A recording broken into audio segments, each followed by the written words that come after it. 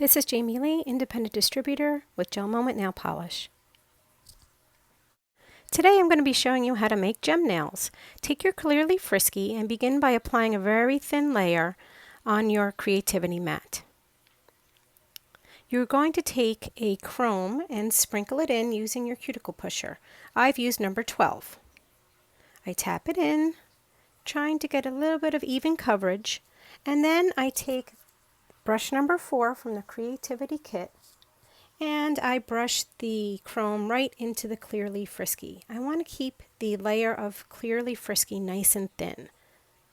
Okay, after I get a nice thin layer and the chrome is all mixed in, I'm going to use my LED lamp to cure. After 45 seconds, I'll use my GelMoment tweezers to carefully peel the Clearly Frisky and chrome mixture up off the mat. And what I'm going to do now is flip it over and cure the other side. This is a very thin piece, so be careful. It does tend to rip. Cure again, and while you're waiting, you can prep your nail with a nail cleanser, getting ready to apply the pieces that you're going to be cutting out. Okay, now you're going to get a scissor, and you are going to carefully trim the pieces into the shape that you like. I'm going to be creating a gem, so I'm going to start with some angled cuts that are pointy at the top and bottom with straight sides. That's the centerpiece of my gem. After I get those pieces cut out, I'm going to adjust the shape as needed and check that they fit my nail. After I do that, I'm going to place it onto my mat just for safekeeping. And now I'm going to start cutting the smaller pieces for around the centerpiece of the gem. These are mostly trapezoid shapes or triangle shapes. So you'll see me here snipping from the corners and getting ready to place them around. It takes a little bit of practice and a little bit of patience, but you'll get a beautiful result after practicing and snipping. So just keep cutting these little pieces. I like to place them on my mat to keep them safe and so I can see what kind of design I'm coming up with. I'm going to cut a whole bunch of pieces, the big centerpiece plus 6 more pieces for around it. So it takes a little bit of time. You can see here that I just keep adjusting and snipping with the scissors, deciding where I want the pieces to go and making sure that it does look like a gem. I really love this number 12 chrome. It's gorgeous on its own. Brushed on your nail on top of any color really looks beautiful. But I've used this technique to create the focal point of this manicure.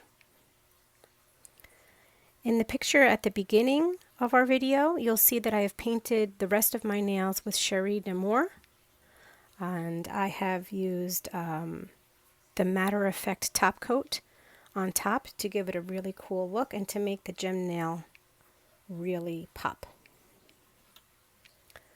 Alright, so as I'm getting ready to apply these pieces, I am going to need my Clearly Frisky. So make sure that you have your Clearly Frisky ready to go, and you will be applying a coat of Clearly Frisky onto your nail.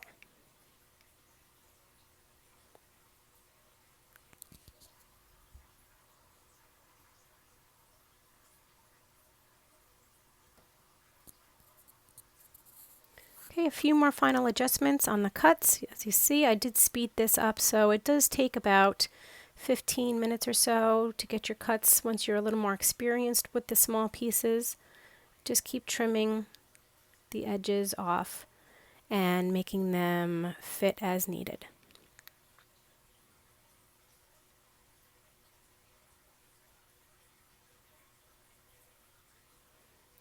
A few final adjustments and then we'll be ready to go.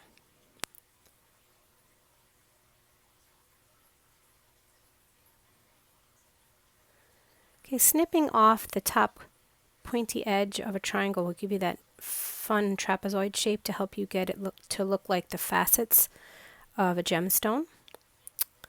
And now we're getting ready to apply. So take your Clearly Frisky and add it to your nail.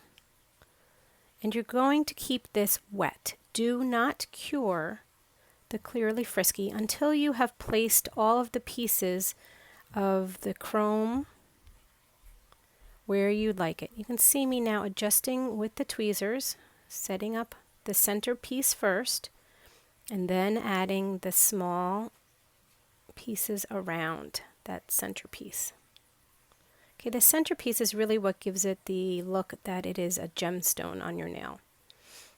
And then you just kind of adjust where they go. They might not fit exactly. You can always place them on your nail, and then you can adjust, move it with a tweezer, and if any of it's hanging over your nail at the end, you can always take your GelMoment nail file and just file it off after it has been cured. Okay, so the last few pieces going on here. Sometimes they stick to the tweezers. You just have to adjust as you go. Remember, nothing is permanent until you cure. So you have lots of chances to take off the chrome